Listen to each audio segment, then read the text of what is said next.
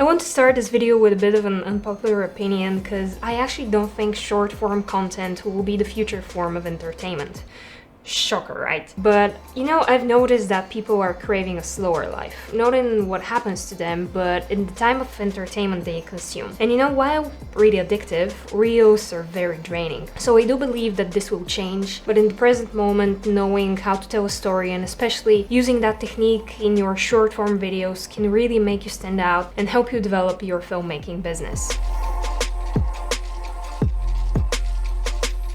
What's up everyone, I'm Aya, filmmaker and director, and today I'm going to give you some hopefully valuable tips for developing a story and how to tie that with short form content. Let's start with defining what short form video is. Because while there is no strict definition, short form videos typically range from a few seconds to a few minutes in duration. And yeah, all the TikToks and Reels and YouTube Shorts fall into this category, but I really don't consider this real filmmaking. So what I'll be talking about are like either super short films, mini documentaries, branded documentaries, and branded videos in general. The terms story and storytelling became more popular in the recent years among online content as marketers saw greater value in telling a story to the viewer and forming a deeper connection with them instead of just pushing the product forward.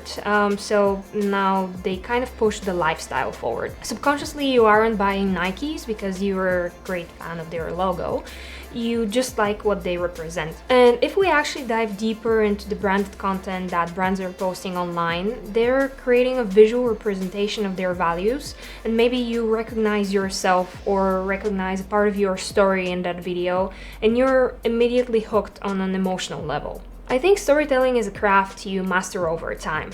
Yeah, some people need more time than others, but eventually with enough practice you'll get there. And I think that's a skill you should be investing more of your time in compared to gear reviews, for example. Because if you master that, it will really make you stand out. The best way to start is by analyzing other people's work. There is no escape of that. For example, I really like browsing the newest Vimeo staff picks in the category I'm interested in and analyzing the newest trends or asking myself why something works the way it does, how it was accomplished. One of the first questions you should be asking yourself is what's going to be the goal of your video. Let me give you an example. Last year I did a short branded documentary for Corona called One with the Elements. The video tells the story of Teddy, who is an artist and adventurer. She sees the world from a unique viewpoint, and we take the time to see her through her own lens as she connects to the elements and uses this connection to create her art, which eventually brings her together with like-minded people. The Corona bottle in itself is showed at the end of the 3-minute video, and while throughout it you can see their logo on her tank top,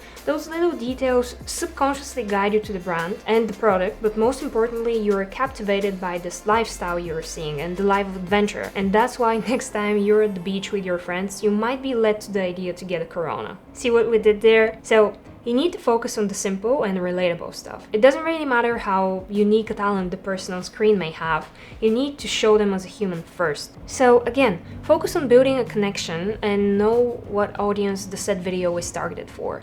That will help you know what speaks to them particularly. Also in short form, you don't have much time to develop as much depth as you might want. I think that's one of the hardest parts because the viewers only see glimpses of someone's story. So try dividing your video into a couple different segments and establish the goal of each one. Like, if we're going from point A to point B, what are the stepping stones that will lead us there? When it comes to storytelling, I've seen all of those videos here on YouTube that always bring a story to a character wanting something, then a couple of challenges that happen to them on the way, of them trying to get or achieve that thing, and then no matter, you know, the end result, how they have changed. The other thing I often hear is that you need a hook and blah blah blah. Now, I definitely don't disagree with that, but that's not everything, and I wouldn't recommend using this as some kind of formula and focusing on it so much that it eventually drives you crazy because this is how the pros do it. No, just focus on the simple. Instead, I'd like to give you a better tip. Try ending your video on the same note that it started. Maybe that's the same location with a particular meaning. Maybe it's your character was posed with a question and in the end they arrive at a certain thought that encompasses the whole film. Or maybe that's simply the theme in your voiceover that again connects the beginning to the end. It really makes sense and it's super simple, and if you start paying attention to how many movies actually use that technique, focus on the beginning and the ending next time you're watching a movie and analyze those details and the involvement of the characters and their thoughts. So yeah, I think that kind of wraps today's video. I really hope it was helpful and you learned maybe something new about storytelling. Let me know if this is a topic you're interested in, and maybe write down in the comments some questions that you have for me. So yeah, like, subscribe, comment, share, I don't know, whatever, do all the stuff, and see you in the next one.